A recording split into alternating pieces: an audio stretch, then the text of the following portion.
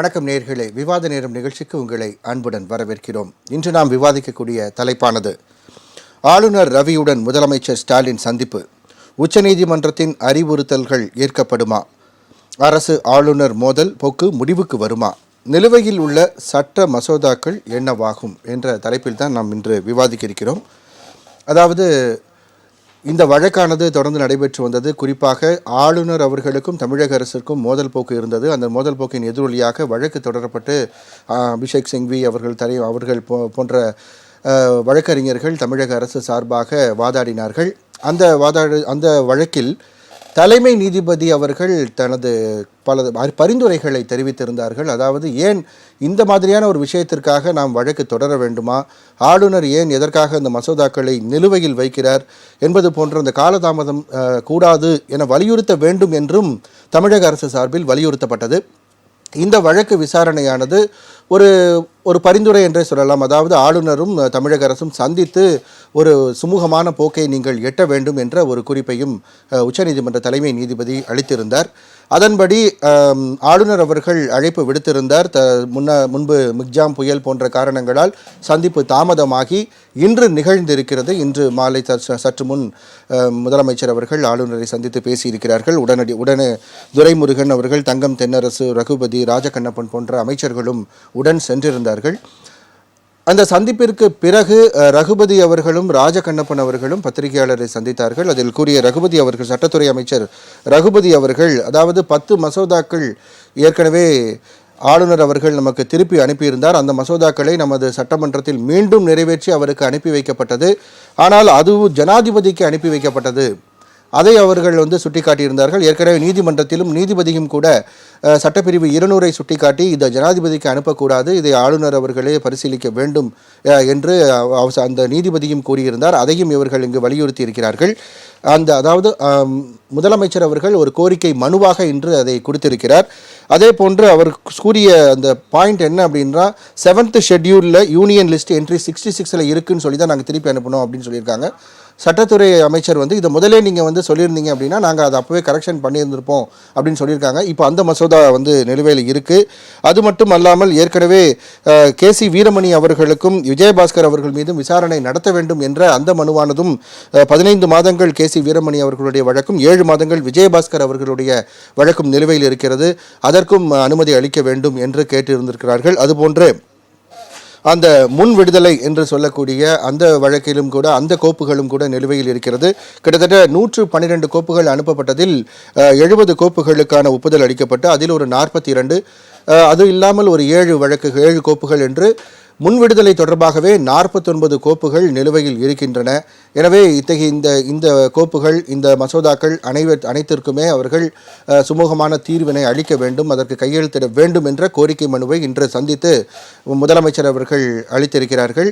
இது குறித்து தெரிவித்த ரகுபதி அவர்கள், இன்று சந்திப்பு சுமூகமாக நடந்திருக்கிறது, ஆளுநர் அவர்களும் முதலமைச்சர் அவர்களும் பேச்சுவார்த்தை சுமூகமாக நடந்திருக்கிறது. ஆனால் இதற்கான முடிவு என்னவாக இருக்கும் என்பதை நாம் பொறுத்திருந்துதான் பார்க்க வேண்டும். அது ஆளுநரின் நடவடிக்கையை பொறுத்தே அமையும். அவர் மீண்டும் இந்த சந்திப்பு நிகழுமா என்று கேட்டதற்கு கூட மீண்டும் அவர் அழைத்தால் அந்த சந்திப்பு நிகழும். முதலமைச்சர் அவர்களை பொறுத்தவரை ஒரு இணக்கமான சூழலையே எப்போதுமே விரும்புவார் என்றும் அவர் தெரிவித்திருந்தார். இந்த விஷயம் பற்றி தான் இன்று விவாதிக்க இருக்கிறோம். அதாவது ஆளுநர், முதல்வர், தமிழக அரசு குறிப்பாக இந்த மோதல் போக்கு தீருமா, மீதி இருக்கக்கூடிய இந்த மசோதாக்கள் என்னவாகும் என்ற தலைப்பில் தான் இன்று விவாதம் செல்ல இருக்கிறது. விவாதத்திற்கு செல்லும் முன் நமது விருந்தினர்களை வரவேற்போம். முதலாவதாக திமுகவின் செய்தி தொடர்பாளர் திரு விக்கி அவர்களை வரவேற்போம். வணக்கம் சார். வணக்கம். அடுத்ததாக வலதுசாரி சிந்தனையாளர் திரு அண்ணாமலை அவர்களை வரவேற்போம். வணக்கம் சார். வணக்கம். ஆன்மீக அரசியல் கட்சியைச் சேர்ந்த திரு சோமு ராஜசேகர் அவரை வரவேற்போம். வணக்கம். திரு விக்கி, உங்கள்கிட்ட துவங்குறேன். ஆளுநர், தமிழக அரசு மோதல் போக்கின் உச்சநீதிமன்றத்தின் பரிந்துரையின் அடிப்படையில் இந்த சந்திப்பானது நிகழ்ந்திருக்கிறது. ஆளுநரின் அழைப்பை ஏற்று இன்று முதலமைச்சர் உட்பட 4 அமைச்சர்கள் சந்தித்திருக்கிறார்கள். உங்களுடைய முதல் சுற்று பார்வை. தமிழக முதல்வர் அவர்கள் ஏற்கனவே இந்த ஆளுநர் அவர்களின் செயல்பாடுகள் குறித்து நம்ம பல்வேறு விஷயங்களை தமிழக முதல்வர் வெளிப்படுத்தியிருந்தாங்க. அதன் இறுதி கட்டமாகத்தான் நம்ம அதை இன்னைக்கு வழக்காடு மன்றம் வரைக்கும் சென்று அந்த உரிமைகளை பெற வேண்டும் அப்படிங்கிற ஒரு கட்டாயத்தில் தான் தமிழக அரசு அந்த வழக்காடு மன்றம் வரைக்கும் போயிருந்தாங்க.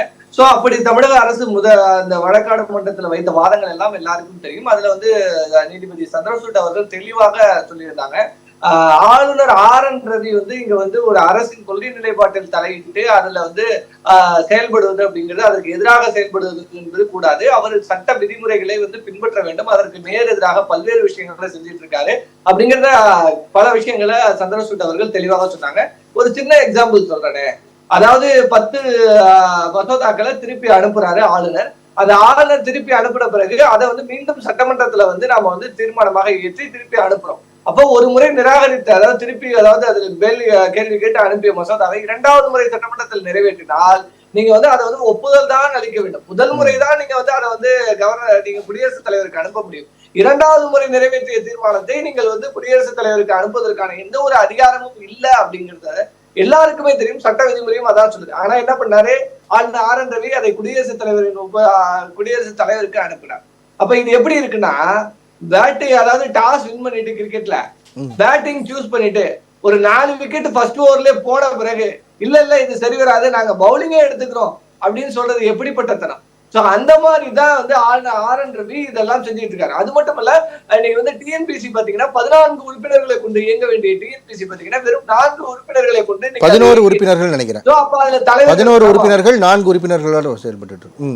ஆமா அப்படி செயல்பட்டு இருக்காங்க. சோ அப்ப அது யார் காரணம்? அந்த குரூப் 2 தேர்வு முடிவுகள்ல இன்னைக்கு வெளிவருவதில் சிக்கல் இருக்கிறதுக்கு காரணம் என்ன? அப்ப இந்த அரசுக்கு களங்கம் விளைவிக்கணும். வேலை வாய்ப்புகள் வந்து கிடைத்து விடக்கூடாது.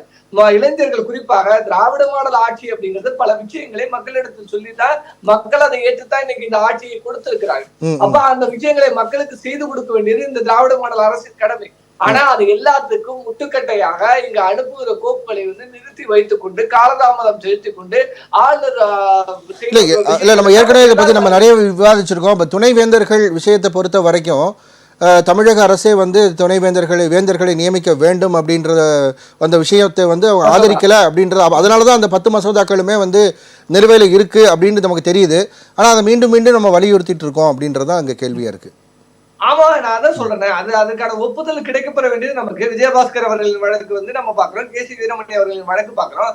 சோ அதெல்லாம் ஏன் காலதாமதம் ஆகுது? நீங்க இந்த இது அவர் ஏன் அப்படின்னா பாஜகவோட ஒரு கூட்டணியில இருந்து அதிமுக இருந்தது, இப்போ மறைமுக கூட்டணியில இருக்கு. அதனால அதெல்லாம் ஒப்புதல் அளிக்க முடியாது அப்படிங்கிற கட்டாயம். இன்னொன்னு இப்ப நடந்த செயற்குழு பொதுக்குழு கூட்டத்துல எடப்பாடி அவர்கள் தெளிவா சொல்லியிருக்காரு, பாஜகவோட நாங்க கூட்டணி, ஆனா நீங்க வந்து மறைமுக கூட்டணின்னு நீங்க சொல்றீங்க. நான் என்ன சொல்றேன் சார், இப்ப நாடாளுமன்றத்துல வந்து இந்த தாக்குதல் முயற்சி நடந்ததுல இந்த கடற்புகை வெடிக்குழு அதை வந்து உடனே விவாதிக்கணும் என்று கேட்டதை கூட தப்பு, நீங்க கேட்க கூடாதுன்னு சொன்னவர் எடப்பாடி பழனிசாமி. அவரு எப்படி நீங்க சொல்றீங்க, நாட்டின் நாடாளுமன்றமே பாதுகாப்புக்கு கேள்விக்குறியா இருக்கு. அது வந்து நீங்க விவாதம் பண்ணணும்னு சொன்ன நாடாளுமன்ற உறுப்பினர்கள் எல்லாம் தகுதி நீக்கம் பண்ணத சரிதான்னு சொல்ற ஒரு எடப்பாடி பழனிசாமி எப்படி அதிமுக வந்து பாஜகவோட கூட்டணியில இல்லைன்னு சொல்றீங்க? அதெல்லாம் நம்ம பேச வேண்டியது வேற விவாதம். நான் என்ன சொல்றேன், நான் ஒரு கோப்பை நிறுத்தி வைத்து விட்டாலே அது வந்து நிராகரிச்சுட்டேன்னு அர்த்தம்னு சொல்ற அதிகாரம் ஆளுநருக்கு எங்க வந்தது? ஆனா ஓப்பன் டாக்ல பேசினாரு. அதெல்லாம் தொடர்ந்துதான் இன்னைக்கு வந்து சந்திரசூட் அவர்கள் தெளிவாக பல உச்சநீதிமன்ற தீர்ப்புகளை, பஞ்சாப் வழக்குல இருக்க தீர்ப்புகளை ஆகட்டும் எல்லாத்தையும் சொல்லி இருக்கிறார். இதற்கெல்லாம் ஒரு முடிவாகத்தான் இந்த அழைப்பு அப்படிங்கிறது. ஏற்கனவே 1ஆம் தேதி வந்து நீதிபதி சொல்றார், 2ஆம் தேதியே அழைத்திருக்கலாம். ஆனா காலதாமதமாக அழைத்த போது சென்னை பெருவெள்ளம் ஏற்பட்டதனால அந்த சந்திப்பு நாம வந்து நடக்கல. மீண்டும் அழைத்ததன் பேர்ல ஒரு மாநில முதல்வராக தமிழக முதல்வர் அவர்கள் இன்னைக்கு சென்றிருக்கிறார். இந்த கோப்புகளை பற்றி எல்லாம் சொல்லி இருக்கிறார். வேற இந்த சந்திப்பின் மூலமாக இந்த கோப்புகள் கையெழுத்தாகுமா என்ற ஒரு நிலை ஏற்பட்டிருக்கிறதா? அதை பற்றி சொல்லுங்க. இல்ல புரியல. இல்ல இந்த சந்திப்பின் மூலமாக ஒரு சுமூகமான தீர்வு ஏற்படக்கூடிய சாத்தியக்கூறுகள் இருக்கிறதா? சுமூகமான தீர்வு அப்படிங்கறத விட இது உரிமையை நிலைநாட்டுகிற விஷயம். சோ அந்த விஷயத்துல தமிழக அரசு அது வழக்காடு மன்றம் வரைக்கும் சென்று இன்றைக்கு அழுத்தத்தை கொடுத்து அதன் வாயிலாக இந்த சந்திப்பை ஏற்படுத்தி நிச்சயம் இந்த 10 கோப்புகள்ல அவர் ஒப்புதல் அளிக்க வேண்டிய கட்டாயத்திற்கு அவரை கொண்டு வந்து இன்றைக்கு இந்த சந்திப்பை நிகழ்த்தி இருக்கிறதுன்னு தான் பாக்கணும். நீங்க சுமூக உறவுன்னா ஆரம்ப கட்டத்தில இருந்தே இருந்திருக்கணும். இது சுமூகம் இல்ல. ஆனா வந்து நீதிமன்றத்துல வழக்காடும் பொழுது தமிழக அரசு சார்பா வாதிட்ட வழக்கறிஞர்கள் இந்த சந்திப்பை பெருசா விரும்பல அப்படின்னு தான் தெரியுது அவர்களுடைய வாதத்துல இருந்து. ஆனா அந்த நீதிபதி சொன்னதுக்கு பிறகு இந்த சந்திப்பு நிகழ்ந்திருக்கு அப்படின்னு நம்ம பார்க்க முடியுது. ஆமா, அப்படிதான் பாக்கணும். நான் ஏன் சொல்றேன்னா, இது வந்து பாபா சாஹேப் அம்பேத்கர் சொல்றதுதான். இழந்த உரிமைகளை பிச்சை கேட்டு பெற முடியாது, அதை போராடித்தான் பெற வேண்டும் என்கிறார்.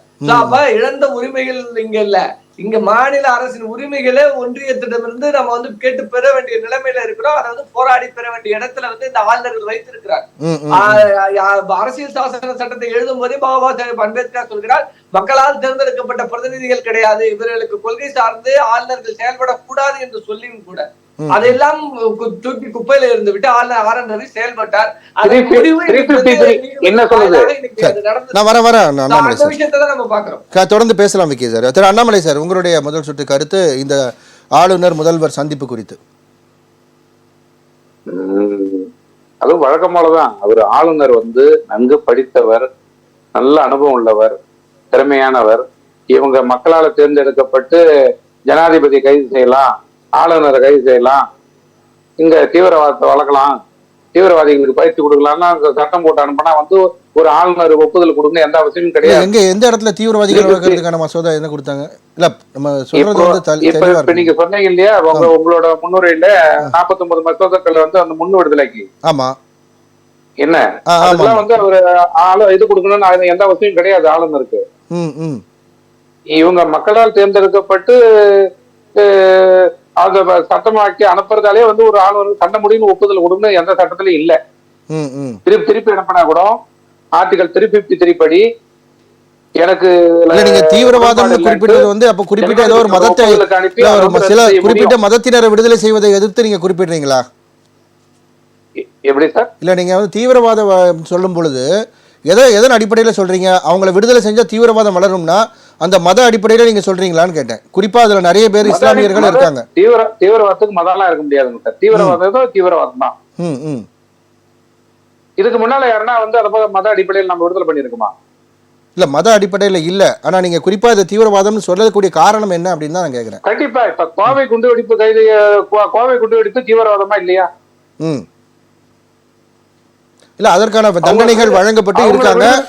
அப்போ ஒருத்தங்களை வந்து முன் விடுதலை செய்யணும்னா அவங்களுடைய ட்ராக் ரெக்கார்ட்ஸ் எல்லாம் பார்த்து அவங்க எப்படி நடந்துக்கிட்டாங்க ஜெயில எல்லாமே பார்த்து தான் அவங்க விடுதலை பண்ண போறாங்க சார். அது வந்து சாதாரண ஒரு குற்ற செயலில் ஈடுபடுறவங்க சார். இது திட்டமிட்டு வந்து குண்டு வெடிப்பு நிகழ்ச்சி அப்பாவி மக்களை ஏதும் தெரியாதவங்களும் பண்ணவங்களுக்கு கோவை குண்டு வெடிப்பு, கோத்ரா ரயில் எரிப்பு எல்லாமே தீவிரவாதம் தான். அது மாற்று கருத்து எதுவும் இல்லை. ஆனால் அவங்க உள்ளே இருந்திருக்கும் போது அவங்களுடைய ரெக்கார்ட்ஸ்லாம் பார்த்து தான் அவங்கள பரிசீலனை பண்ணி அந்த குறிப்பிட்ட அந்த 112 கோப்புகளும் அனுப்பப்பட்டிருக்கும். அப்போ அவங்களை விடுதலை பண்றதுனால தீவிரவாதம் வளரும் அப்படின்றத நம்ம எப்படி தெரிஞ்சவங்களும் ஒரு குறிப்பிட்ட ஆளுங்கன்றதா உங்களுக்கு தெரியும். என்ன இப்போ இது போல கடுமையான நடவடிக்கைகளை எடுக்கும் போதுதான் வந்து இப்போ ஒரு அச்ச நிலை நிலவுகிறது, தீவிரவாதம் வெகுவாக குறைஞ்சுகிறது. இந்த 10 ஆண்டு கால ஆட்சியில, பிஜேபியோட ஆட்சியில இது போல மசோதாக்கள்லாம் வந்து அவர் ஆதரிக்க முடியாது. அவர் நல்ல ஒரு ஐபிஎஸ் அதிகாரி, நல்ல அனுபவம் மிக்கவர். கண்டிப்பா நல்ல விஷயத்துக்கு வந்து விஜயபாஸ்கர் அவர்களையும் கேசி வீரமணிக்கு ஒப்புதல் அளிக்கிற என்ன பிரச்சனை இருக்கு? என்ன சார்? இல்ல விஜயபாஸ்கர் அவர்களுக்கும் கேசி வீரமணி அவர்களுக்கும் விசாரணைக்கு வந்து மசோதால ஒப்புதல் அளிக்கிறதுக்கு என்ன இருக்குன்னு கேக்குறேன். அதையும் பரிசீலனை பண்ணலாம். அவருக்கு எதிர்பார்க்கிற தகவலை வந்து இன்னும் கொடுக்காத இருக்கலாம். இப்ப இந்த கேட்க வேண்டியதானே, என்ன தகவல் வேணுமோ கேட்டு பெறலாம். ரகுபதி அவர்கள் தெளிவா சொல்றாரு, நீங்க என்ன வேணும்னு கேளுங்க, நாங்க உடனே கொடுக்குறோன்றாரு. அதான் அவர் சொல்லி இருக்கிறாரு. இப்ப அண்ணாமலை கூட தான் வந்து திமுக தலைவர்கள் மீது, அமைச்சர்கள் மீது, முன்னாள் அமைச்சர், எம்எல்ஏக்கள் மீது எல்லாம் வந்து பெரிய மனுவே கொடுத்திருக்காரு. ஒரு பெட்டியை தூக்கி போய் கொடுத்திருக்காரு. அதுக்கெல்லாம் ஒன்னும் அனுமதி கொடுக்காத இருக்காரு கவர்னரு. சரி, பார்க்கணும். சரி, ஏங்க மக்களால் தேர்ந்தெடுக்கப்பட்ட அரசு இயற்ற தீர்மானத்துக்கும் அண்ணாமலை ஒரு கட்சி தலைவர் கொண்டு போய் கொடுக்கறது விஷயத்துக்கும் வித்தியாசம் தெரியாதா? கவர்னர் எதன் அடிப்படையில செயல்படணும்? முதல்ல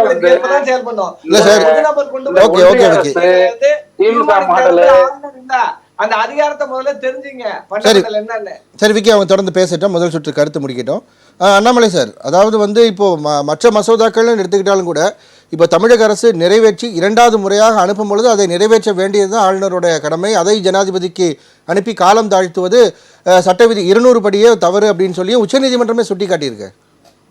இல்ல தவறுன்னு சொல்ல முடியாது. 353 இதுபடி எந்த வித விளக்கம் கொடுக்காம ஜனாதிபதி வந்து எந்த ஒரு சட்டத்தையும், எந்த மாநில சட்டத்தையும் வந்து நிராகரிக்க முடியும்.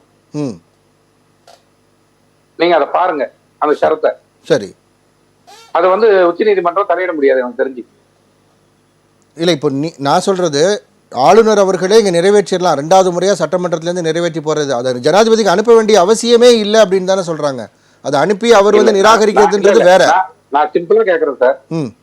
இப்ப வந்து சிபிஐ வந்து உள்ள வரக்கூடாது, அமலாக்கத்துறை எங்க தமிழ்நாட்டுல செயல்படக்கூடாது, கவர்னர் அரெஸ்ட் பண்ணலாம், ஜனாதிபதி அரெஸ்ட் பண்ணலாம்னு ஒரு மக்களால் தேர்ந்தெடுக்கப்பட்ட அரசு ஒரு சட்டத்தை ஏற்றி கவர்னருக்கு அனுப்புது. நிராகரிக்கிறாங்க. இதெல்லாம் வந்து லூசுத்தனமா இருக்குன்ட்டு. அப்ப வந்து திருப்பி வந்து 2வது இடம் போனா அது வந்து ஒத்துக்கணுமா என்ன? இல்ல, அதாவது சிபிஐ வந்து உள்ள வரக்கூடாதுன்னு யாரும் சொல்ல முடியாது. அதற்கான அலுவலகங்கள் இங்க அமைப்பதில் வந்து அவர்கள் வந்து தமிழக அரசு அனுமதி இல்லாமல் வந்து சர்ச் பண்றதுல சில பிரச்சனைகள் இருக்குன்னு தான் நம்ம ஏற்கனவே சொல்லியிருக்கோம். நீங்கள் நானும் தமிழ்நாட்டுல இருக்கிறோம். தமிழ்நாடு அரசும் மத்திய அரசும் இணைஞ்சி நல்லபடியா செயல்பட்டு மக்களுக்கு தேவையானது என்னவோ அடிப்படை, இந்த மழை பெஞ்சு இந்த பெருவெள்ளத்தால அந்த வேளச்சேரியில இருந்து இங்க சேலையூர் வரைக்கும் ரோடெல்லாம் பிஞ்சு போய் இடுப்பு ஒழிஞ்சு போகுது வண்டி ஓட்டுறதுக்கு, ரொம்ப இதாக்குது. அதெல்லாம் எவ்வளவு மக்கள் நல பணிகளை செய்யலாம் கொள்ளலாம். இவங்க எப்ப பாரு திராவிட மாடல், ஒன்றிய அரசு, இதுல என்ன ஒரு தொகை வருதுன்னு எனக்கு ஒண்ணும் தெரியல. ஒரு இணக்கமா போகணும் சார். இணக்கமா போயிட்டு கண்டிப்பா வந்து எந்த ஒரு மத்திய அரசா இருந்தாலும் வந்து வேணும்னே வந்து எதையும் செய்யவே மாட்டோம் அப்படின்ட்டு மோதல் போக கடைபிடின்னு அவசியம் கிடையாது. சரி, மாநில அரசு மத்திய அரசு உறவுன்றது ஒரு நல்ல அருமையான ஒரு விஷயம். கலைஞர் ஐயா இருக்கும்போது கூட வந்து இந்த ஒன்றிய அரசு திராவிட மாடல்ங்கிற வார்த்தையெல்லாம் பயன்படுத்துறது கிடையாது. வீம்புக்குன்னா கொண்டாந்து அதனால என்ன சாதிக்கிறாங்கன்னு தெரியல. தேவையில்லாத மோதல் போக தான் கடைபிடிச்சிட்டு இருக்காங்களே தவிர என்ன மோதல் போக்கு? ஒன்றிய அரசு திராவிட மாடல் சொல்றாங்க, இதை தாண்டி மத்திய அரசு கூட அவங்க என்ன மோதல் போக்கு? பிரதமர் அவர்களை வந்து பல ஃபங்க்ஷன்ஸ்க்கு நம்ம தமிழ்நாட்டுக்கு இன்வைட் பண்றாங்க. இப்போ கூட பிரதமரை சந்தித்து பேசிட்டு வந்திருக்காரு மோடி அவர்கள். இப்போ ஆளுநரோட அழைப்பை ஏற்று உடனடியாக செல்ல முடியாட்டாலும் சில பிரச்சனைகள் காரணமாக கொஞ்சம் சற்று புயல் காரணமாக சற்று காலம் தாழ்த்தி அவர் பார்த்திருக்காரு. என்ன பிரச்சனை, என்ன மோதல் போக்கு இருக்கு அவருக்கு? சொல்லிட்டீங்க. முதல்வர் பார்த்தா போதுங்களா? இது இப்ப இப்ப இப்ப இவர் வந்திருக்காரு நண்பர் விக்கி போன்றவர்கள்லாம் வந்து அந்த திமுக பேச்சாளர் எவ்வளவு மோசமா திட்டி இருக்காங்க. கவர்னரை திட்டி இருக்காங்க, பிரதமரை திட்டி இருக்காங்க, உள்துறை அமைச்சரை திட்டி இருக்காங்க. என்னன்னா அது அப்படியே அது போர் தொடுக்காத குறை ஒன்றுதான். பக்கத்துல கூட தாங்க இருக்கிறாரு ஆந்திராவில ஜெகன், அவரும் எதிர்கட்சி தாங்க பிஜேபிக்கு. ஒரு சின்ன சத்தம் வருதா, அவருக்கு தேவையானதை வந்து ஆந்திராவுக்கு வாங்கிட்டு தாங்க இருக்காரு அவரு. சரி, எந்த பிரச்சனையும் இல்லாத. இப்ப பிரச்சனையே பாத்தீங்கன்னா பஞ்சாப் முதல்வரும் இங்க இருக்கிற முதல்வரும் தாங்க வந்து மத்திய அரசு கிட்ட இது தொடர்ச்சியா அது போல ஒரு மோதல் போக கடைபிடிச்சிட்டு வராங்க. நம்மளுக்கு தேவை வந்து காரியம் நடக்கணுங்க. இதுல நம்ம என்ன யாரை சாட்டிஸ்ஃபை பண்ண போறோம்? இப்ப இந்த போராட்டம் பண்ணி என்ன போறது? நம்மளுக்கு தேவை இப்ப வந்து தெற்க பாதிக்கப்பட்டிருக்குது, சென்னையை சுத்தி 4 மாவட்டங்கள் பாதிக்கப்பட்டிருக்குது. அதுக்கு தேவையான நிதி வேணும், சொல்லணும். அது போயிட்டு ஒரு பார்லிமெண்ட் கூட்டத்தொடர் நடக்குது, அதுல பேசி கொண்டு எங்களுக்கு எவ்வளவு வேணும்ட்டு அந்த 39 எப்படியும் போராடி அதனால நிதி வாங்கி கொடுத்துருக்காங்க. ஒரு டிராமாவை செட் பண்ணி ஒரு உதயத்த பசங்களை கூட்டு அதுல புகை இருந்துச்சு. அதை வச்சு ஒவ்வொரு தடவையும் வந்து நாடாளுமன்றத்தை முடக்கி எதை சொல்ல வரீங்க? மக்களுக்கு என்ன சொல்ல வரீங்க? நாடாளுமன்றத்துக்கு இதுதான் மக்கள் அனுப்புனாங்க. சரி சரி சரி, இல்லை அதை விசாரணை நடத்த முக்கியமான ஒரு விஷயம். ஒரு செக்யூரிட்டி பிரீச்சுங்கும் போது அதை விசாரிக்க சொல்ல வேண்டியது ஒரு எதிர்க்கட்சிகளோட கடமை தானே. அதை பற்றி நம்ம பேசுவோம் சார், தொடர்ந்து பேசலாம், அடுத்த சுற்றில் பேசலாம். திரு சோமு ராஜசேகர் சார், உங்களுடைய பார்வை இன்றைய ஆளுநர் முதல்வர் சந்திப்பு குறித்து. ஆளுநர் முதல்வர் அவர்கள் சந்தித்தது வந்து தீர்ப்பின் அடிப்படையில், ஆனால் வந்து மாநில அரசு சொல்ல முடியாது, ஒரு வேண்டுகோள், அதாவது அவங்களுக்கு வந்து ஒரு பரிந்துரை, ஒரு வழிகாட்டு நடைமுறை போங்கன்னு சொல்லியிருக்கிறாங்க. கோர்ட் தீர்ப்பு கிடையாது, அப்படி சொல்லியிருக்கிறாங்க. இதை முதல்ல திமுகவை செஞ்சுருக்கணும். ஆனால் ஆளுநர் நியமனம் பண்ண அன்னிலிருந்தே அவருக்கு ஒரு அடைமொழி வச்சாங்க, RSS ரவின்னு வச்சாங்க. அதை வந்து அப்படியே ஒரு பொய்யை எப்படி பெருசாக பூதாகரமாக்குவாங்களோ அதே மாதிரி கொண்டு வந்தாங்க. எப்பயுமே மஞ்சள் கண்ணாடி போட்டுன்னு பார்த்தா எல்லாமே நமக்கு மஞ்சள் தான் தெரியும். நீங்கள் வந்து ஒரு ஆளுநர், அவர் முன்னாடி வந்து அதிகாரியாக இருந்திருக்கிறாரு, அவர் நன்னடத்தை அடிப்படையில் எந்த அரசாங்கம் வந்தாலும் அவர்களுக்கு அதாவது அவங்க சிந்தனையோடு இருக்கிற, அதாவது நியமன போஸ்ட் எல்லாமே சார், அதாவது நம்ம வந்து எல்லாத்தையும் பிளாங்காக பேசணும்னா நியமன போஸ்ட் எல்லாமே இப்போ இன்றைக்கி தமிழ்நாட்டில் பார்த்தீங்கன்னா பாடநூல் கழகத்துக்கு ஒரு தலைவர், அவர் வந்து ஒரு ட்ராக் ரெக்கார்டு கட்சி சார்ந்து இருக்கும். அந்த மாதிரி இப்போ ஆளுநர் ரவி அப்படின்னு சொன்னால் கூட அவர் கட்சி சார்ந்து கிடையாது, பட் அவருடைய ஒர்க் எஃபர்ட் இதெல்லாம் பார்த்து தான் ஒரு ஆளுநராக நியமனம் பண்ணுறாங்க. சில இடங்களில் விதிகளுக்காக கட்சிக்காரங்களை போடுவாங்க. அதுக்காகவே பிஜேபி போடுறவங்க எல்லாருமே வந்து RSS காரங்க நீங்கள் ஒரு முத்திரை குத்தும் பொழுது தான் ஒரு தனிநபராகவே எல்லாருக்குமே வரும். நீங்கள் ஆளுநர் இருந்தால் அவருக்கு ஒரு மனசாட்சி இல்லையா, அல்லது வந்து அவருக்கு ஒரு ஈகோ வராதா? எல்லாத்தையும் விட்டுட்டு இருக்கணும்னு அவசியம் கிடையாது. அப்படி பார்த்தா முதல்வர் கூட தான் வந்து மக்களால் தேர்ந்தெடுக்கப்பட்டவர், பொதுவாக இருக்கணும்னு சொல்லி பதவி பிரமாணம் ஏற்றுக்கிட்டவர். ஒரு மதம் சார்ந்து வரும்பொழுது அவருடைய நிலைப்பாட்டை வந்து அவர் கொஞ்சம் கோட்டை மீறுறார். புரியுதுங்களா? அப்போது எல்லாருக்குமே அது ஒரு இருக்கும் ஒன்று. ரெண்டாவது, ஆளுநர் கூப்பிட்டாரு, இவர் அன்னைக்கு போக முடியல, கொஞ்சம் அந்த மழை காலம் அதெல்லாம் தள்ளி போனார் நீங்கள் சொன்னீங்க. ஆனால் அதே மழை காலத்தில் தான் அரசியல் கூட்டணி கூட்டத்துக்கு போயிருக்கார்.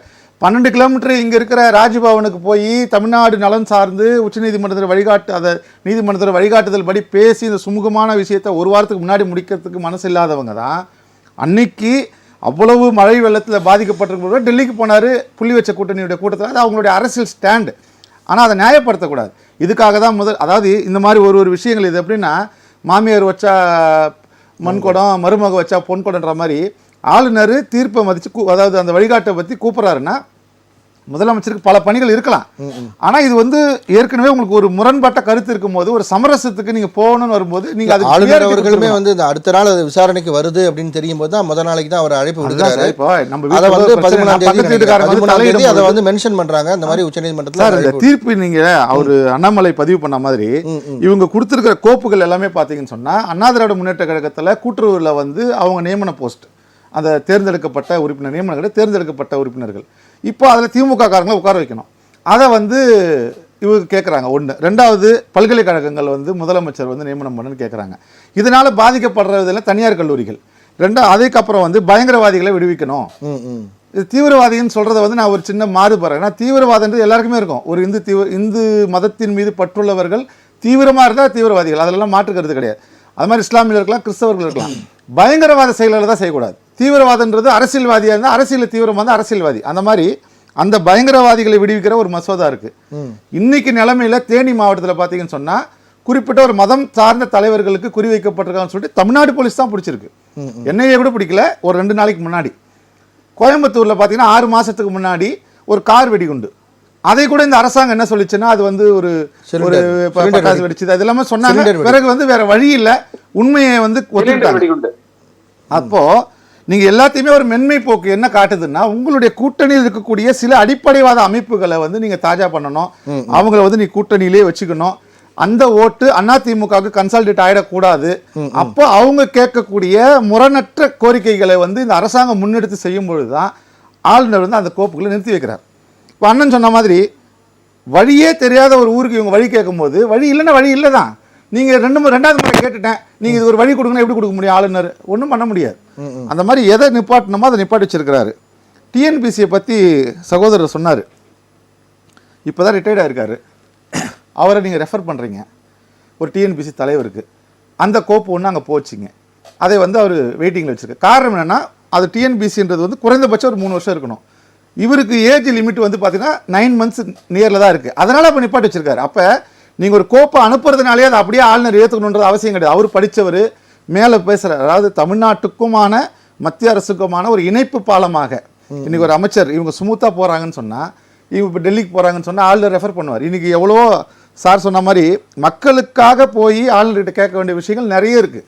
நீங்கள் இந்த மோதல் போக்கு ஒன்றிய அரசுன்னு சொல்லி உங்கள் அரிப்பவனை நீங்கள் தீர்த்துக்கலாமே தவிர மக்களுக்கான எந்த தீர்வும் இந்த மோதல் போக்கால் வரப்போகிறது கிடையாது.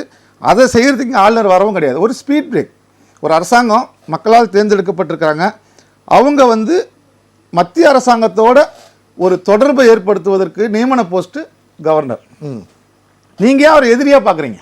நீங்கள் மசோதா கையெழுத்து போடுறோன்னா அப்புறம் எப்படி பார்க்குறது? நியாயமான மசோதாவாக இருந்தால் போட போகிறேன். இப்போ நீங்கள் கேசி வீரமணின்னு சொன்னீங்க, விஜயபாஸ்கர்னு சொன்னீங்க. அதில் எனக்கு ஒரு மாற்று கருத்து இருக்குது. கண்டிப்பாக அவங்கள விசாரிக்கணும். அதை விசாரிக்கும் பொழுது பாஜகவுடைய தலைவர் கொடுத்தா தமிழக சட்டமன்றத்தில் வந்து நியாயம் இல்லாத மசோதாக்கள் நிறைவேற்றிருக்காங்களா? இதுல என்ன நியாயம் இருக்கு? பயங்கரவாதிகள் எம்எல்ஏக்களால வந்து ஒப்புதல் அளிக்கப்பட்டு வரக்கூடிய கோர்ட்டால தீர்ப்பு கொடுக்கப்பட்டு பயங்கரவாத செயல்களில் ஈடுபட்ட கொடுங்கோல் செயல் ஈடுபட்டவர்கள் சிறையில் இருக்காங்க. சரி, நீங்க அவங்களை விடுதலை பண்ணுன்னு கேட்கறது வந்து இது நியாயமான கோரிக்கையா? என்ன அஷூரன்ஸ் நீங்க கொடுக்க முடியும்? அவங்க வெளியே வந்து இந்த நபர் தப்பு பண்ண மாட்டாரு, என்ன அஷூரன்ஸ் கொடுக்க முடியும்? தமிழ்நாடு அரசுக்கு தெரியாதா? இவங்க வந்து அப்ப பாதிப்பு யாருக்கு? தமிழ்நாடு அரசுக்கு தானே முதல்ல பாதிப்பு. அவங்களுக்கு தெரியாதா? இதுதான் சார் ஓட் கன்சல்டேட் பண்றதுன்னு சொல்றேன் நான். இதுதான் சிறுபான்மையினுடைய வாக்கு வங்கி. அதாவது இஸ்லாம் சமூகத்திலேயே பல நல்லவர்கள் பெரிய மகான்கள்லாம் இருக்கிறாங்க. ஆனால் அடிப்படைவாத குறிக்கோளோடு அடிப்படைவாத சிந்தனையோடு செயல்படக்கூடிய பயங்கரவாதிகளை நீங்க விடுதலை பண்ணாதீங்க. இப்போ சொத்து தகராறுல ஒரு இஸ்லாமியர் படுகொலை பண்ணாரு, அவர் ஜெயிலில் இருக்காரு. அவர் விடுதலைக்கு இங்கே ஏதாவது அப்ஜெக்ஷன் இருப்பதான்னு கேட்டால் கிடையாது. அது வந்து ஒரு எமோஷனில் செய்யக்கூடிய, அது நன்னடத்தை அடிப்படையில் விடலாம். ஆனால் பிளான் பண்ணி ஒரு அமைப்பு செட் பண்ணி ஃபண்டு கலெக்ட் பண்ணி இன்னாரை இந்த நேரத்தில் குண்டு வச்சு கொல்லணும்னு ஒரு திட்டமிட்ட ஒரு கூட்டத்துக்கு நீங்கள் வரக்கூடிய தேர்தலில் கூட்டணிக்காக இந்த நியாயமில்லாத கோரிக்கை கொடுக்கும்போது தான் ஆளுநர் நிப்பாட்டுறாரு. இப்படி ஒரு விஷயத்துக்கும் இருக்குது பின்னாடி. நீங்கள் ஒரு இங்கே பொதுமக்கள்கிட்ட என்ன சொல்கிறீங்க, ஆளுநர் 10 கோரிக்கை கோப்புகள் நிப்பாட்டி வச்சுருக்காரு. அந்த கோப்புகளினுடைய முகாந்திரம் என்ன? இப்போ ஏடிஎம்கே போட்டாங்க உடனே திமுக காரங்களை உட்கார வைக்கணும், அதை நீங்கள் கேட்குறீங்க. அவங்க வந்து உறுப்பினர்களால் தேர்ந்தெடுக்கப்பட்ட பொறுப்பு. அவங்க வந்து முழுமையாக இது இப்போது இந்த அரசாங்கம் இருக்குது தமிழ்நாட்டில், நீங்கள் மக்களால் தேர்ந்தெடுக்கப்பட்டவங்க, மத்திய அரசாங்க அதிகாரம் இருக்குது, உங்களை வந்து கலைக்கிறாங்கன்னு ஒரு மத்திய அரசு கூட தான் வந்து ஒரு தேர்தல் கமிஷனர் நியமிக்கிறதுல ஒரு மசோதா இப்போ நிறைவேற்றினாங்க. அது கிட்டத்தட்ட வந்து இப்போ மத்திய அரசே நியமிக்கிற மாதிரி தான் அந்த கமிஷனருடைய நியமனம் வந்து இப்போ அமைஞ்சிருக்கு. ஆனால் அதை வந்து ஜனாதிபதி கையெழுத்து போடுறாரு அப்படின்னா தேர்தல் கமிஷன் சார் நீங்கள் தமிழ்நாடுன்றது அப்போ நீங்கள் நியமிச்சவங்க அப்படின்றதுனால அதை கையெழுத்து போடுறாங்க. அதாவது இங்கே வந்து எதிர்கட்சியாக இருக்கிறதுனால ஆளுநர் வச்சு நீங்கள் அந்த மசோதா கையெழுத்து போடாமல் பண்ணுறீங்க. தேர்தல் கமிஷனர் நியமனம் என்பது ஏதோ வந்து பாஜக ஆளக்கூடிய அல்லது அந்த மாநிலங்கள் சார்ந்தவர் கிடையாது. அவர் வந்து பொதுவானவர். தமிழ்நாட்டில் மட்டும்தான் எதிர்ப்பு இருக்கும்.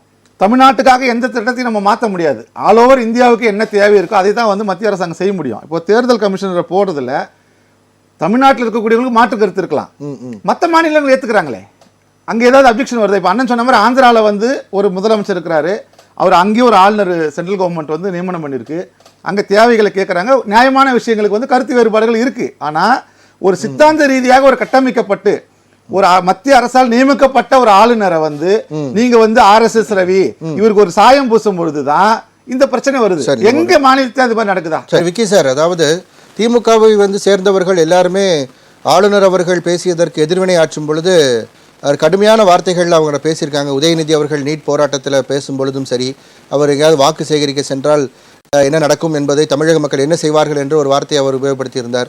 இதே போன்று கடுமையான வார்த்தைகள் அவர் வந்து உபயோகப்படுத்துகிறீர்கள், அதனால் ஒரு மோதல் போக்கு ஆளுநர் அவர்கள் கூட ஏற்படுகிறது அப்படின்னு சொல்றாங்க. இல்ல இப்ப அவர் வந்து சும்மா இருந்தவர் வந்து உதாரணத்துக்கு சொன்னா இது மாதிரி நிறைய வார்த்தைகள் பலரும் யூஸ் பண்ணியிருக்காங்கன்னு தான் நம்ம சொல்ல முடியுது. இல்ல நானே சொல்றேன், சும்மா இருக்கிறவரை போய் யாரும் எதுவும் சொல்ல போறது இல்லை, எந்த கருத்தும் பேச போறதில்ல.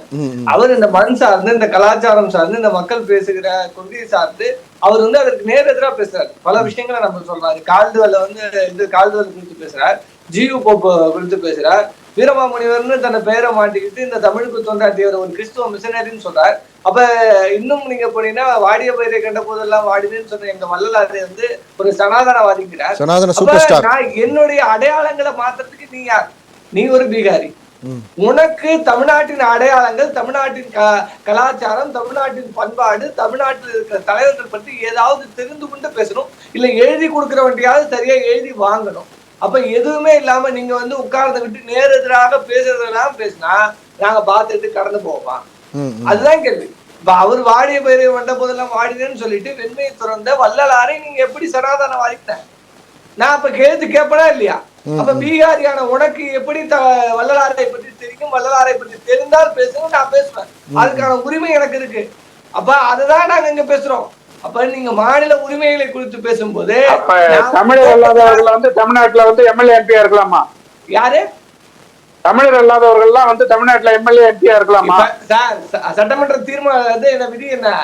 யார் வேண்டுமானாலும் எங்க வேண்டுமானாலும் போட்டியிடலாம். அப்புறம் எப்படி நீங்க அவரை பீகார்கார் கவர்னரா இருக்கக்கூடாதுன்னு எந்த விதியில இருக்கு உங்களுக்கு? நான் பீகார்கார் கவர்னர் இருக்கக்கூடாதுன்னு சொல்லலையே.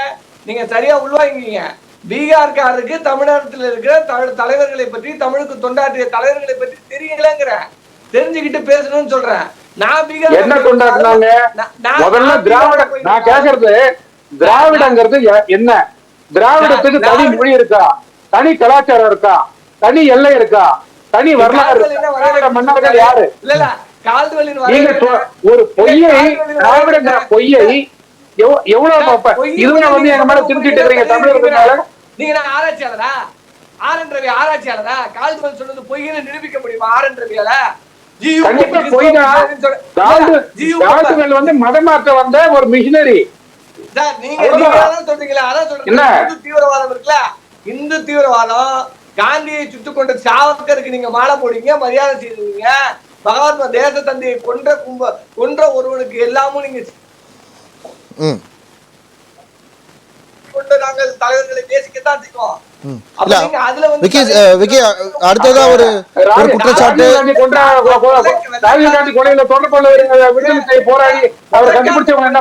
சரி சரி சரி விவாதம் திசை மாறி போகுது, அதுக்குள்ள போக வேண்டாம்.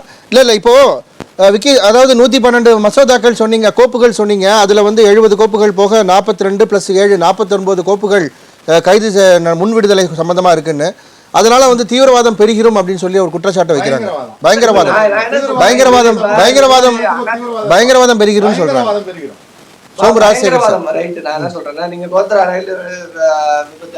இன்னொரு பாயிண்ட் சேர்க்கிறாங்க, சிறுபான்மையினருடைய ஓட்டுக்காக அப்படின்ட்டு. அதுல நான் என்ன சொல்றேன், சிறுபான்மையினர் ஓட்டுகளை வாங்க வேண்டும் தான் இன்னைக்கு அதிமுகவும் பாஜகவும் மறைமுக கூட்டணி வச்சுட்டு வேலை பார்க்கறாங்க. நான் என்ன கேட்கிறேன், தெளிவாவே கேட்கிறேன், நீங்க இதற்கு முன்னாடி செய்த சம்பவங்கள், நாங்க கோவை வெடிகுண்டு விபத்துல இன்னைக்கு அதுல அப்பாவிகள் பலரும் இருக்கிறாங்க. அதுல முக்கிய குற்றவாளிகள் இருக்கலாம். அதுல வந்து வழக்குல விடுதலை செய்யப்பட வேண்டியது அப்பாவிகள் பலரும் தெரிவிக்கப்பட்டிருக்காங்க.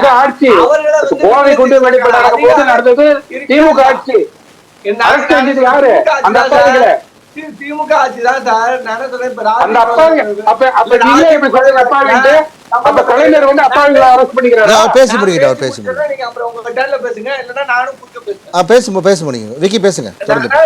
ராஜீவ் கொலை வழக்குல சம்பந்தப்பட்ட பேரறிவாளன் சார்ந்த இவர்களின் விடுதலை எப்படி சாத்தியமாயிற்று, நான் என்ன கேட்கிறேன். அது மட்டும் இல்ல, நீங்க இதற்கு முன்னாடி வாங்கலாம் அதிமுக ஆட்சி காலகட்டத்துல தர்மபுரியில மாணவிகளை உயிரோடு எடுத்து கொன்ற 3 அதிமுக காரர்கள் எம்ஜிஆர் நூற்றாண்டை முன்னிட்டு எடப்பாடி பழனிசாமி விடுதலை செய்தார்.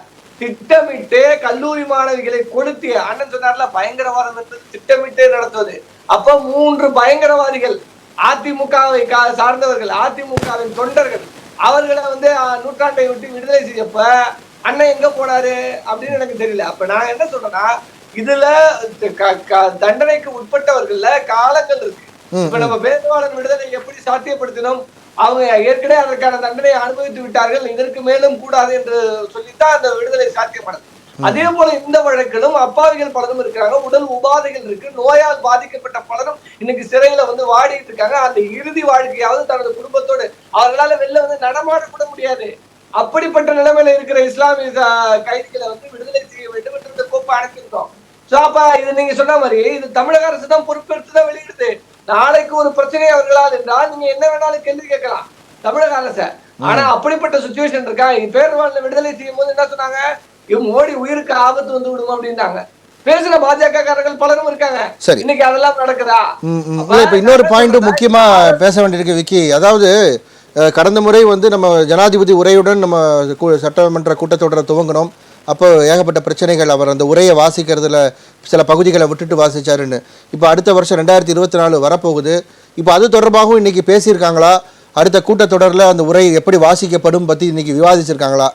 அது ஒரு முக்கியமான கேள்வி இருக்கு. அதை பத்தி எல்லாம் எந்த ஒரு விவாதமும் இன்னைக்கு நடக்கல. அண்ணன் ரகுபதி அவர்களும் தெளிவாக சொல்லியிருக்காங்க. இந்த 10 மசோதாக்கள் சம்பந்தப்பட்ட விஷயங்கள் எல்லாத்தையும் கேட்டிருக்கோம். ஜனவரி 9 கூட்டத்தொடர் ஸ்டார்ட் பண்றதுக்கான சாத்தியக்கூறு இருக்கின்ற மாதிரியான கேள்விகள் வருது. ஆமா, அப்ப அந்த கூட்டத்தொடரில் மறுபடியும் உரை வாசிக்கப்பட வேண்டி இருக்கிறது.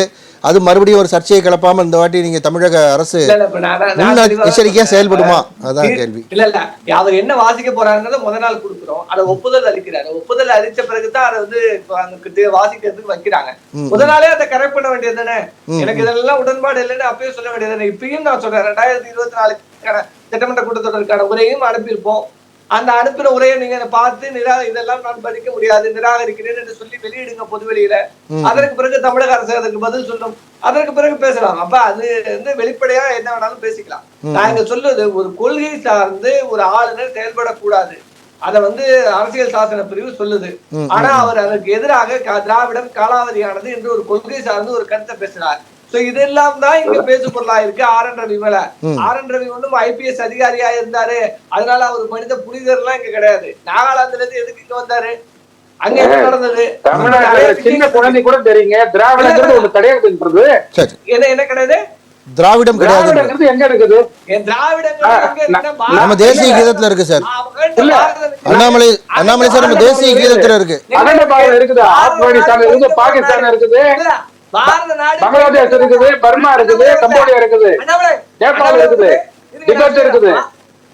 இதெல்லாம் வந்து பண்டைய காலங்கள்ல வந்து நம்ம கூட இருந்த நாடுகள். அதான் சொல்றேன், பாரத நாடு பைந்தமிழர் நாடு, அதை கைபர் கணவாய் வழியா வந்த கும்பல் உரிமை கொண்டாடணும்னு நினைச்சா அதற்கு அனுமதிக்க முடியாது. சரி சரி அண்ணாமலை சார், அதாவது வந்து இப்போ ஆளுநர் அவர்கள் வந்து தொடர்ந்து இந்த போன்ற மோதல் போக்கை கடைபிடிக்கிறதுனால தான் அந்த மாதிரியான சில வார்த்தைகள் வந்து வெளிப்படுது. அது மாதிரி சொல்றாங்க, தமிழக அரசு வந்து முன் விடுதலை பண்றது அதுக்கான பொறுப்பை அவங்க தான் ஏத்துக்க போறாங்க. இதுல உங்களுக்கு என்ன பிரச்சனை? நீங்க விடுதலை பண்ண வேண்டியதானே, அந்த கோப்புகளை கையெழுத்திட வேண்டியதானே? அப்படிதான் சார் நம்பி வந்தாரு ராஜீவ் காந்தி. கொண்டுட்டானுங்களேங்க, தமிழ்நாடு வச்சு கொண்டாங்க. அதுல எத்தனை பேர் பொறுப்பு எடுத்துட்டு போயிட்டாங்க உள்ள? அதுல கொலையில தொடர்பு இருக்குல்ல, கட்டி தவிர்த்தாங்களா இல்லையா அவங்க? நான் கேட்கறது தெளிவா கேட்கறேன், திராவிட நாடுங்கிறது எது? அதனோட எல்லை எது? அதனோட கலாச்சாரம் எது? அதனோட மொழி எது? அந்த திராவிட நாட்டில் முன்னர் ஆட்சி புரிந்த மன்னர்கள் எல்லாம் யார்? அந்த திராவிட நாட்டில் இருந்த மக்கள் யார்? இதுக்கு யாராவது விட சொல்ல முடியுமா? என்ன மொழி? திராவிட மொழி. சரி, ரவீந்திரநாத் தாகூர் வந்து எதுக்காக தேசிய கீதத்துல திராவிடன்ற வார்த்தையை பயன்படுத்துறாரு? அண்ணாமலைஜி, இல்ல ரவீந்திரநாத் தாகூர் எதற்காக அந்த திராவிடன்ற வார்த்தையை யூஸ் பண்ண இல்லாத ஒரு வார்த்தையை அவர் எப்படி யூஸ் பண்றாரு? திராவிடங்கிறது நிலப்பரப்புன்னு வச்சுக்கிட்டாலும் அப்ப இருக்குன்னு தானே அர்த்தம். திராவிட நிலப்பரப்புன்றது வேற என்ன. ஆனா திராவிட இனம்னு ஒண்ணு கிடையாது, திராவிட மொழின்னு ஒண்ணு கிடையாது, திராவிட மன்னர்கள் கிடையாது, எந்த கல்வெட்டிலையும் ஒண்ணு கிடையாது. யார் திராவிட மொழி இருக்குன்னு சொன்னா கூட எப்பயுமே எந்த இடத்துலயும் திராவிட மன்னர்கள் யூஸ் பண்ண கிடையாது, ஒன்றிய அரசுன்னு சொன்னது கிடையாது. சரி, இவங்க எல்லாமே பிரச்சனை பண்ணிட்டு ஏதோ வந்து அதனாலதான் ஆளுநர் அவர்கள் வந்து போன உரையில தவிர்த்தாரா? அண்ணாமலைஜி, அண்ணாமலை சார், அதான் போன ஆளுநர் உரையில வந்து இந்த மாதிரியான வார்த்தைகள் எல்லாம் ஆளுநர் தவிர்த்தாரா? நிச்சயமாக. அதாவது அவரு வந்து நல்ல நன்கு படித்தவரு, என்னென்ன தவறான வரலாறு நம்ம நாட்டுல புகுத்தப்பட்டிருக்கிறதுலாம் வந்து நன்கு தெரிஞ்சவரு. அதனால வந்து இதெல்லாம் என்ன என்கிட்ட வந்து நான் படிச்சவர், அவங்க சும்மா வந்துடல, இதெல்லாம் வந்து எடுத்துதான் படிப்பேன்றது அவருக்கான உரிமை. எந்த சட்டத்துல இருக்குது அப்படியேதான் நீ ஒப்பிக்கணும் அப்படின்றது. கொடுப்பாங்க, ஒரு முட்டாள் அவரு அப்படியே படிப்பாரா? அதான் சொன்ன, அதனாலதான் சட்டமன்றத்தை விட்டு ஓடினாரு வெளியில, உள்ள உட்கார ஓட. அதன் பிறகு நடந்ததெல்லாம் பாக்குறீங்க, இன்னும் பார்க்க போறீங்க. இன்னும் சொல்றேன், அதிமுக வந்து ஆளுநர் அவர்களுக்கு செய்த விஷயங்கள் எல்லாம் நீங்க வந்து வரலாறுகளை பார்த்திருப்பீங்க. அதெல்லாம் வந்து கண்முன்னால வந்து போகணும்னு நான் நினைக்கிறேன். அதனால இங்க நடக்க வேண்டிய விஷயங்கள் நிறைய இருக்கு. நீங்க விக்கி நீங்க பேசுறது ஒரு மிரட்டல் தொனியில இருக்கு. விக்கி நீங்க பேசுறது அண்ணாமலைக்கு தெரிஞ்சிருக்கும். இல்ல விக்கி நீங்க பேசுறது ஒரு மிரட்டல் தொனியில இருக்கு. எங்களது முதல்வர் இல்ல நீங்க பேசுறது விக்கி நடந்த விஷயங்கள்லாம் மறந்து போயிட வேணாம்னு சொல்லி. இல்ல விக்கி நீங்க பேசுறது ஒரு மிரட்டல் தொனியில இருக்கிற மாதிரி இருக்கு. இல்ல மிரட்டல்ல, ஆளுநர்கள் இப்படி எல்லாம் பேசி அதிமுக ஆட்சி காலகட்டத்துல சென்னாரெட்டிக்கு நடந்திருக்கு. ஆனா இன்னைக்கு எங்களுடைய தலைவர் அரசை நடத்தி கொண்டிருக்கிறார், ஆளுநருக்கான உரிய மரியாதையை கொடுத்துக் கொண்டிருக்கிறார் சொல்றேன். கம்பேரிட்டிவ்லி சொல்றேன். பிஜேபி இப்ப இருக்கிற ஆளுநர் ரவி எல்லாம் வந்து இன்டர்நேஷனல் தீவிரவாதிகளே பார்த்தவங்க.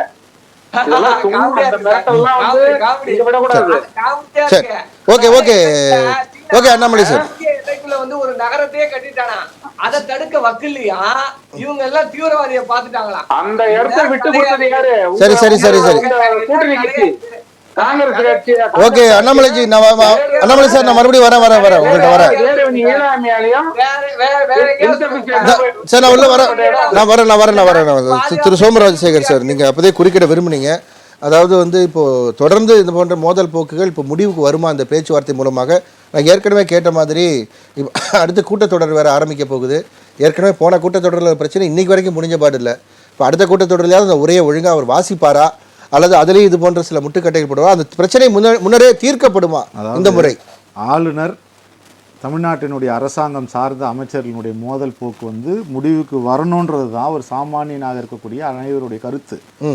ஆனால் ஆளுநர்கிட்ட நீங்கள் எதிர்பார்க்கக்கூடிய கண்ணியம், கட்டுப்பாடு இதெல்லாம் அமைச்சர்கள்கிட்டையும் பிரதான அமைச்சர்கிட்ட இருக்குதான்றதை நம்ம கேட்கணும். இப்போ பதிவு பண்ணார் திமுகவினுடைய செய்தி தொடர்பாக அருமை சகோதரர் விக்கி அவர்கள், ஒரு சித்தாந்த ரீதியாக ஆளுநர் செயல்படலாமான்னு கேட்குறார். 2 அமைச்சர் எழுந்து போய் ஒரு மேடையில் நின்றுக்கிட்டு பதவி பிரமாணம் செய்ததெல்லாம் காற்றுல பறக்க விட்டுட்டு ஒரு பெரும்பான்மை சமுதாயத்தினுடைய அந்த சனாதனத்தை ஒழிப்பேன், நசுக்கணும், அழிக்கணும்னு சொல்றது வந்து இது சித்தாந்தத்துக்குள்ள வருமா அல்லது வந்து திமுகவினுடைய கொள்கை கோட்பாடான்றது இவங்களுக்கு பொருந்தணும். அதாவது நீங்க ஆளுநர்கிட்ட என்ன எதிர்பார்க்குறீங்களோ அதைத்தான் அந்த விஷயத்தை தான் மக்கள் உங்கள்கிட்ட எதிர்பார்க்குறாங்க.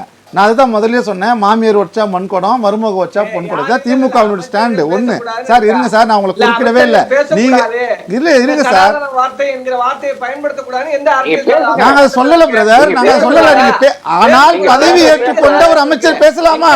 நீங்க ஆளுநர்கிட்ட எதிர்பார்க்குறீங்களா அவர் பிஜேபி சார்ந்து பேசக்கூடாது, RSS சார்ந்து பேசக்கூடாது, வள்ளலாரை வந்து இந்து மதம் சார்ந்து சொல்லக்கூடாது. அது அவருடைய கருத்து சார், அவர் 1000 சொல்லுவாரு. உங்களுக்கு என்ன பிரச்சனை? ஆளுநருக்கு அந்த அதிகாரம் இல்ல. முதல்ல அப்ப அமைச்சருக்கு அதிகாரம் இருக்கா? இந்து மதத்தை ஒழிப்புன்னு சொல்ற அமைச்சருக்கு அதிகாரம் இருக்கா? யார் கொடுத்தா உங்களுக்கு அந்த அதிகாரத்தை? ஒரு அமைச்சர் ஆயிட்டீங்கன்னா நீங்க இந்து மதத்தை அழிப்புன்னு பேசுவீங்க, நாங்க வேடிக்கை பார்த்துட்டு இருக்கணுமா? அப்ப நீங்க அங்க எதிர்பார்க்கறது இங்க பொருந்துமா பொருந்தாதா? நீங்க ஆளுநர்கிட்ட எதிர்பார்க்கறீங்களா பிரதர்? அதே மாதிரி அமைச்சர்கிட்ட நாங்க எதிர்பார்க்கறது என்ன தப்பு? நான் சொல்றேன் அடிப்படை ஃபண்டமெண்டல் என்னன்னு தெரிஞ்சுங்க சார். ஃபண்டமெண்டல் நல்லா தெரிஞ்சவங்க தான் நீங்க. முரசொலி படிக்கிறவங்க, உங்களுக்கு நிறைய தெரியும். நாங்க ஒண்ணும் படிக்காதவங்க தான். நான் கேட்கக்கூடிய சாதாரண ஒரு விஷயத்துக்கு பதில் சொல்லுங்க. சரி சரி சரி. ஒரு அமைச்சர் பேசினது இன்னைக்கு கோர்ட்ல நிலுவையில் இருக்கு, இதை நீங்க ஆதரிக்கிறீங்களா? இருக்கு. அப்ப நீங்க ஆளுநர் மட்டும் பேசக்கூடாதுங்க. Okay okay. ஆளுநரும் அமைச்சர்களும் ஒரே ஸ்லாப் தான் பேசிட்டு இருக்கோம். அவருக்கு என்ன பொருந்தோ அது உங்களுக்கு பொருந்தா. ஓகே விக்கி, கிட்ட ரெண்டு கொம்பா முளைச்சிருக்கு, நீங்க எதுனாலும் பேசலாம். ஓகே விக்கி விக்கி வர சரி ஓகே சார். அந்த சனாதனத்துக்குள்ள போனோம்னா அது தனி சர்ச்சை. ஆளுநர்கிட்ட எதிர்பார்க்கறாருல்ல சார், அப்ப நாங்க அதை பதிவு பண்ணணும்ல, நீங்க அமைச்சர்கிட்ட நாங்க எதிர்பார்ப்போம்ல. Okay okay sir. இப்போ இந்த தலைப்பு தொடர்பான நிறைய கருத்தை நீங்க சொல்ல வரும்போது நிலுவையில் கேள்வி வாங்கியவங்க இதுக்கு சேர்த்தே நிலுவையில் உள்ள சட்ட மசோதாக்கள் இப்போ என்ன ஆகும்? இந்த ஆளுநர் தமிழக அரசு மோதல் போக்கு தீர்மா? நிறைவான கருத்து. நியாயமான கோப்புகள் ஆளுநர் அவர்களால் பரிசீலிக்கப்பட்டு ஒரு முடிவுக்கு வரும். ஒண்ணு தேவையில்லாத விஷயங்களுக்கு வந்து இப்பவும் சொல்றேன், அதுக்கு முடிவு வராது. அதாவது பயங்கரவாதிகளை விடுவிக்கிறது, கூட்டுறவு மசோதாவை இது பண்றதுலாம் வராது. என்னுடைய பாயிண்ட் ஆஃப் வியூல சொல்றேன், எனக்கு தெரிஞ்ச சட்டத்தின்படி. ரெண்டாவது, திராவிட மாடலா தேசிய மாடலான்லாம் பேசிக்கிட்டே இருந்தோம்னா பேசிக்கிட்டே இருக்கணும். இன்னைக்கு வந்து மக்கள் பயன்பாட்டுக்கு வந்து கிளாம்பாக்கம் பேருந்து நிலையத்தை திறந்து வச்சிருக்கிறாரு. மக்கள் வரிப்பணத்துல கட்டின பேருந்து நிலையம், யாருடைய பெற்றோருடைய காசு கிடையாது, மக்களுடைய வரிப்பணம். அதே மாதிரி தான் அயோத்தியில ஏர்போர்ட் ஒன்று திறந்து வச்சிருக்காரு. மத்திய அரசாங்கமும் மக்கள் வரி பணத்தில் கட்டுறாங்க. ஆனால் அந்த அயோத்திக்கு என்ன பேர் வச்சிருக்காங்க? வால்மீகி முனிவருடைய ஏர்போர்ட்னு வச்சிருக்காங்க. ஆனால் இங்கே பஸ் ஸ்டாண்டுக்கு என்ன வச்சிருக்காங்கன்னா அவங்களுடைய முன்னோர்கள் பேர் வச்சிருக்காங்க. இதுதான் திராவிட மாடலுக்கும் தேசிய மாடலுக்கும் உள்ள வித்தியாசம். ஆகவே இந்த போக்கு வந்து நீங்க முதலமைச்சராக செய்ய வேண்டாம், நீங்க ஒரு கட்சிக்காரர் என்னன்னு செய்யுங்க. இது எங்களுடைய வரி பணத்தில் கட்டின காசு. ஓகே, நன்றி நன்றி நன்றி சார். திரு அண்ணாமலை சார், உங்களுடைய நிறைவு கருத்தை நீங்க பதிவு பண்ண வரும்போது திராவிடங்கிறது அதோட பெரிய பொய்.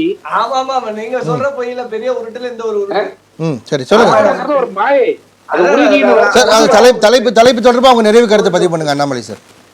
அதாவது ஆளுநர் தமிழக அரசின் மோதல் போக்கு இதன் மூலமாக தீருமா? அந்த பேச்சுவார்த்தை மூலமாக மீதம் இருக்கக்கூடிய மசோதாக்கள் நிறைவேறுமா? சுருக்கமாக உங்களுடைய நிறைவு கருத்து. எந்த ஒரு ஆளுநரும் பொதுமக்களுக்கு உபயோகமாக இருக்கக்கூடிய நல்ல விஷயங்களை ஆதரிச்சே தீரணும், ஒப்புதல் அளித்தே தீரணும், சட்டத்துக்கு உட்பட்டு அவர் நடந்தே தீரணும். ஓட்டு வாங்கறதுக்காகவோ கட்சிக்காரங்க ஆதாயம் அடைகிறதுக்காகவோ எல்லாம் ஒரு மசோதாவெல்லாம் ஆளுநர் ஆதரிக்கணும் எந்த அவசியம் கிடையாது. சத்தியமா நிறைவேற போறதும் கிடையாது அது போல மசோதாக்கள் எல்லாம். சரி சார், சரி சார், நன்றி நன்றி. திரு விக்கி, உங்களுடைய நிறைவு கருத்தை நீங்க பதிவு பண்ணுங்க. ரெண்டு பேருக்கும் இந்த வாய் எழுதி வச்சுங்க. இனிமேல் ஆளுநர் அந்த 10 தீர்மானத்தையும் நிராகரிக்கிறாங்க இடத்துல அவர் இல்லை. அதனால வந்து சட்ட போராட்டம் நடத்தி அதை எப்படி ஒப்புதல் வாங்க வேண்டும் என்று தமிழக முதல்வருக்கு தெரியும். அதை நீங்க வந்து பார்க்கலாம். கால நிர்ணயத்துக்கான பரிந்துரை வேண்டும் அப்படின்னு தமிழக அரசோட கோரிக்கையா இருக்கு. அதற்கான பரிந்துரைகள் நீதிமன்றத்தில் கிடைக்கணும் நம்பிக்கை இருக்கா? கால நிர்ணயம் நிச்சயமாக இருக்கு. ஏன்னா அரசியல் சட்ட சாசன பிரிவின்படி அடிப்படையாக நாம போயிருக்கோம். அததான் இன்னைக்கு சந்திரசூட் அவர்கள் ஓங்கி தலையில 4 பொட்டு வச்சிருக்காரு. பொட்டு வச்ச பிறகுதான் இப்ப கூப்பிட்டுருக்காரு.